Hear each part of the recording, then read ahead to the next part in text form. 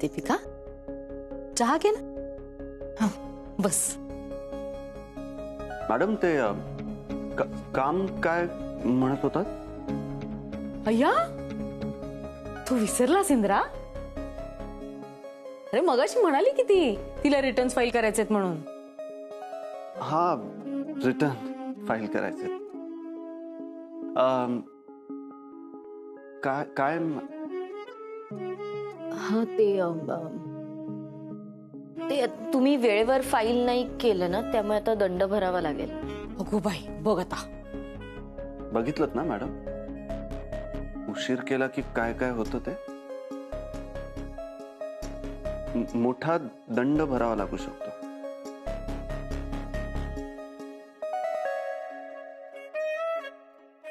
आई काय झालं? बघा ना काय झालं. गुलाबजाम बिघडलेत. लज्जू काय झालं? तू तू ठीक आहेस ना? बघा नाही काय झालं. अरे बापरे आता काय करायचं?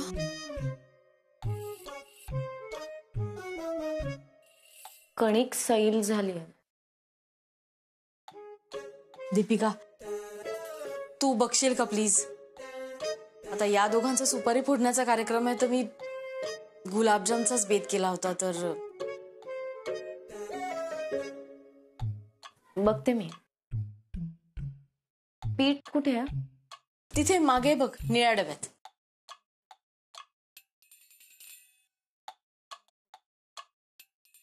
हा घे ना.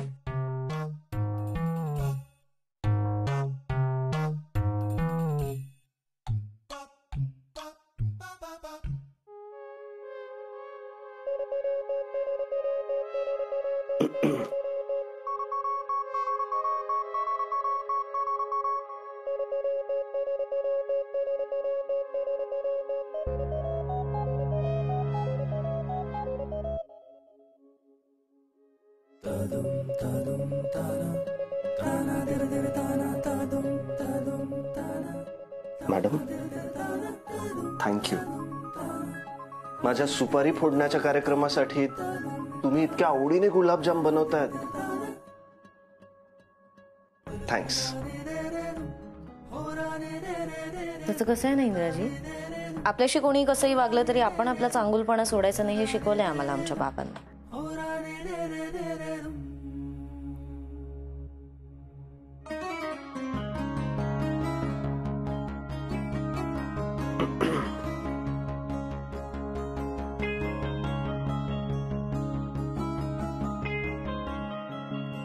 ही ताई ना कुठलंही काम वेळेवर करेल तर शपथ. तिला चहा द्यायला सांगितलं सगळ्यांना तर फोन घेऊन गेली आतमध्ये गेली. बाबा थांबा मी करते. तू नको तू आराम कर. हा आलो मी. सानू मी वर येतोय तुझ्या बाबांना भेटायला. कार्तिक प्लीज फालतू नाटकं करू नकोस. हा ते मला काय माहिती नाही, मी वरती येतोय. कार्तिक प्लीज असा वेडेपणा करू नको, उगीच घरात प्रॉब्लेम होईल. जे होयचे ते होऊ दे. आता मला कशाचीच पर्वा नाही.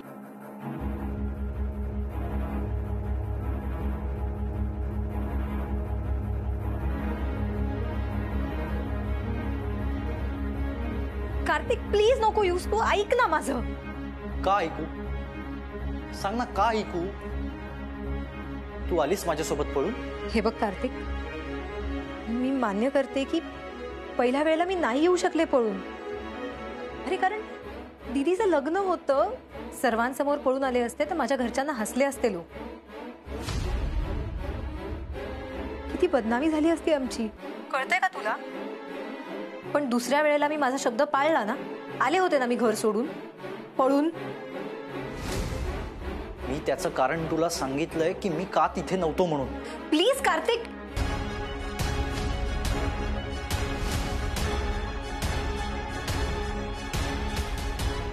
सानू सानू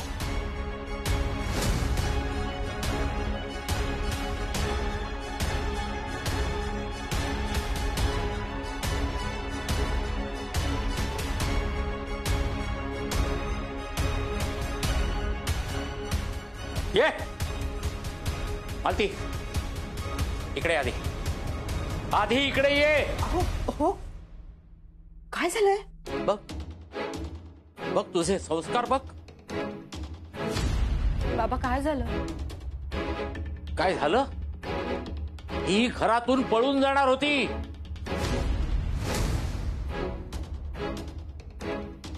त्या फामट्या बरोबर. काय?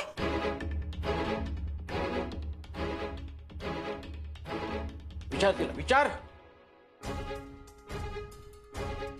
पळून जाणार होती, तेही दीदीच्या लग्नाच्या वेळेला.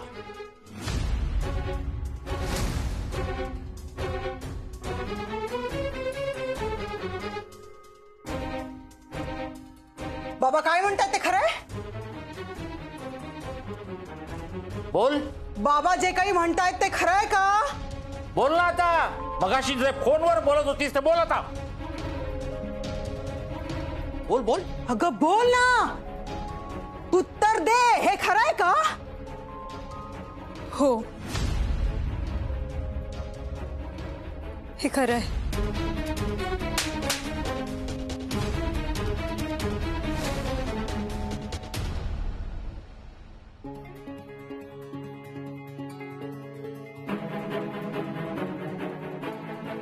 आई, तू आज माझ्यावर हात उगारून हे सिद्ध केलंस की माझा पळून जायचा निर्णय हा योग्यच होता. ताई, काय बोलतीयस? कळतंय का तुला? कळतंय का तुला? आई म्हणून तुमच्यावर केलेल्या संस्कारांवर विश्वास होता म्हणून यांच्याशी भांडले मी. तोच विश्वास तोडलेस का? काय कमी पडलं का तुला या घरामध्ये म्हणून पळून जायचा निर्णय घेतलास? लज नाही वाटली का तुला? आई तू प्लीज शांत हो ना. कशी शांत हो? तुम्हाला काही कमी पडू नये म्हणून जीवाचं रान करतात तुमचे बाबा. त्याचं हे फळ दिलंस तू? तुमच्यावर विश्वास म्हणून तुम्हाला कधी काही विचारलं नाही, सगळं स्वातंत्र्य दिलं, असं समजून की तुम्ही त्याचा गैरफायदा घेणार नाहीत आणि तुमच्या मर्यादा ओलांडणार नाहीत. किती रस तुला? पळून जाणार होतीस आमच्या तोंडाला काळं फासून? शरम नाही वाटली तुला?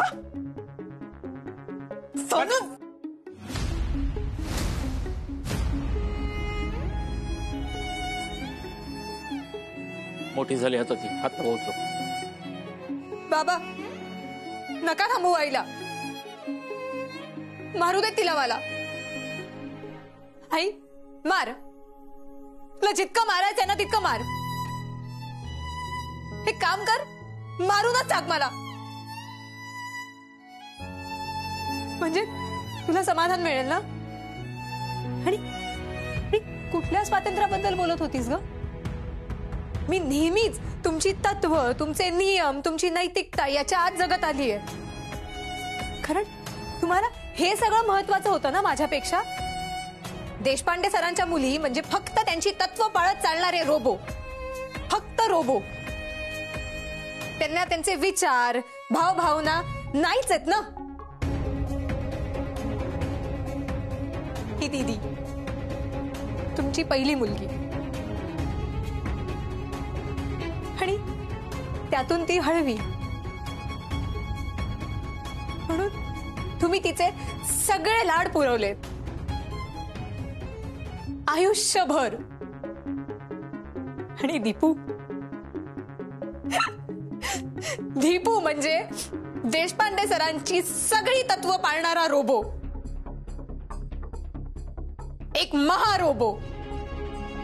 म्हणून तुमची ती महालाडकी ना. आता राहून राहिली मी.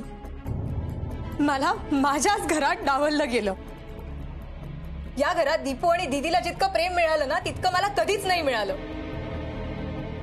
आई, ज्या व्यक्तीला प्रेम मिळत नाही ना ती व्यक्ती सतत प्रेम शोधत असते, घरात नाहीतर बाहेर, कुठेही जिथे मिळेल तिथे. आणि तेच प्रेम मला कार्तिकने दिलं. बाबा, कार्तिक कसाही असला ना तरी त्याने माझ्या दुखावलेल्या मनावर फुंकर घातली. आहे त्याचं माझ्यावर प्रेम. आणि प्रेम करणं म्हणजे पाप करणं नाहीये ना. पळून जाण्याबद्दल म्हणाल तर गेले का मी पळून? नाही ना. आहे ना मी इथे उभी तुमच्या समोर. नाही जाऊ शकले मी पळून. का? कारण माझ्यावरचे देशपांड्यांचे संस्कार, त्याच संस्कारांनी माझी पावलं अडवली. तीही हिम्मत केली ना पळून जायची. ही नाही होऊ शकलं माझ्याच्याने. तुम्हाला मी कितीही नकोशी झाले ना तरीही मी नाही जाऊ शकत पळून.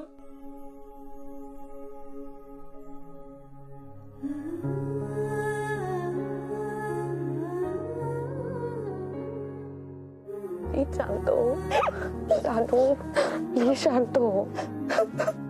प्लीज शांत हो.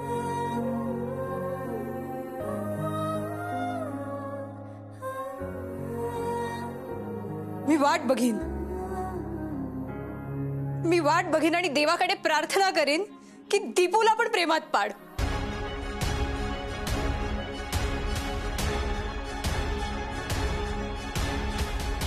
आणि ही वेळ पुन्हा एकदा तुम्हा सगळ्यांवर यावी.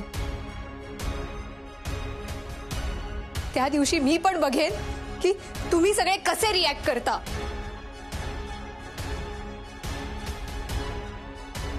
तो दिवस येईल, नक्की येईल.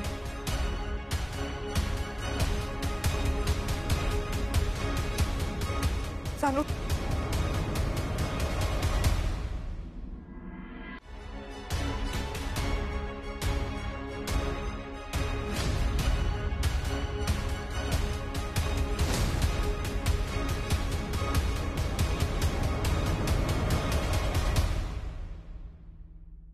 हे काय सानू?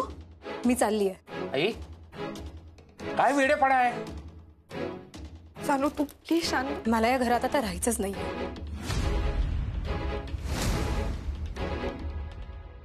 आणि हो, मला तुमची, तुमच्या तत्वांची आता भीती पण नाही वाटत.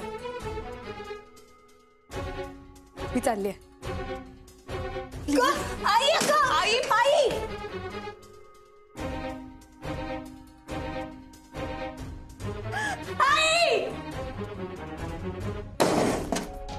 आई काय? आई!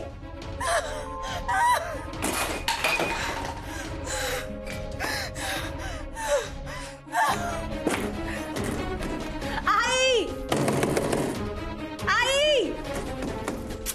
आई दार उघड! आई दार उघड!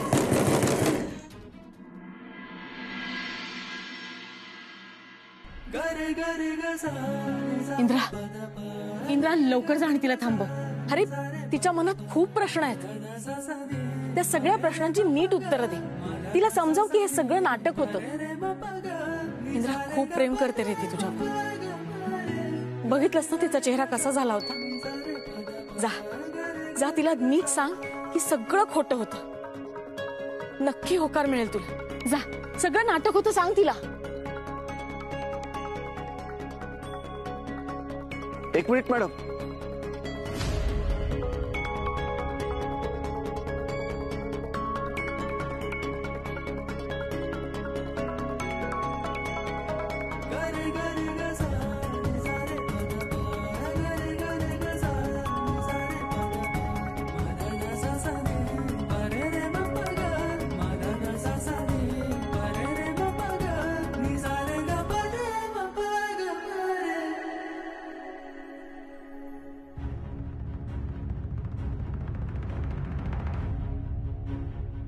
Madam, I am really very sorry madam. हे पहा, आमच्यामुळे तुम्हाला जो काही त्रास झाला, ऍक्च्युली तसं इंटेन्शन नव्हतं आमचं मॅडम. मॅडम जे काही खरं आहे ते मी तुम्हाला सांगतो. मॅडम, ही लज्जा किंवा इतर कोणत्याही मुलीशी माझं लग्न ठरलेलं नाहीये.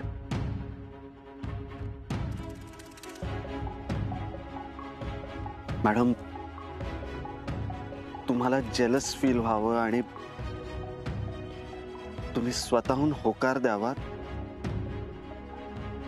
फक्त एवढ्यासाठी मी आणि आईने मिळून केलेलं हे केवळ एक नाटक होतं मॅडम. आणि परत एकदा मला तुमच्या डोळ्यात तुमचा होकार दिसला. हा होकार आता फक्त तुमच्या तोंडून ऐकायचा आहे मॅडम.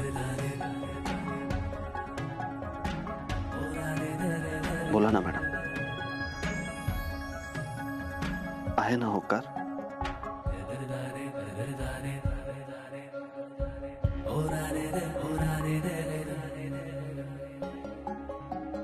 पुन्हा पुन्हा अशी मस्करी केलीत ना तर जीव जाईल माझा.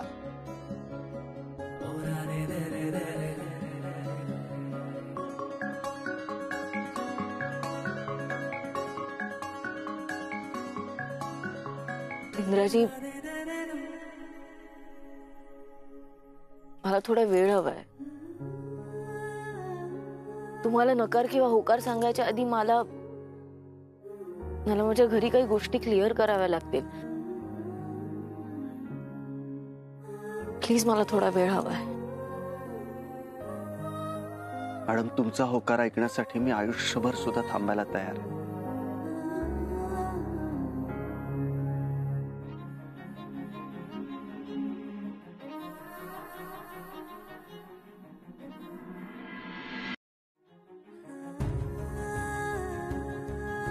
मॅडम, फक्त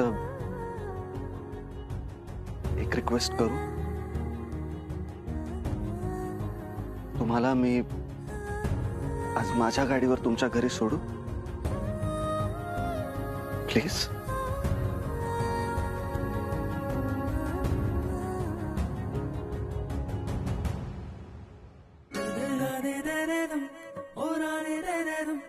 या ना.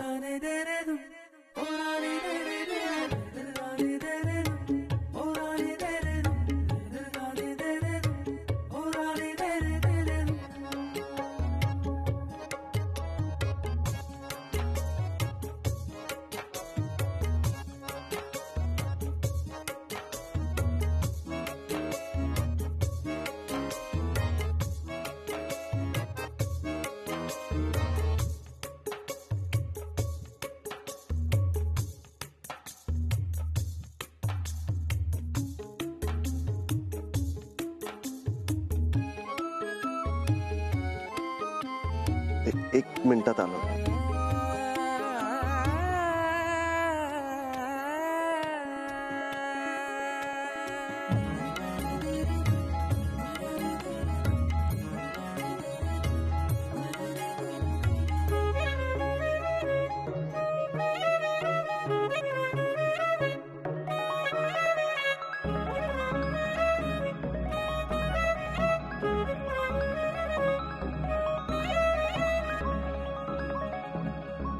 मॅडम,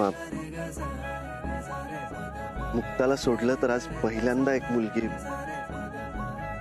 या बाईकच्या मागच्या सीटवर माझ्या सोबत बसणार.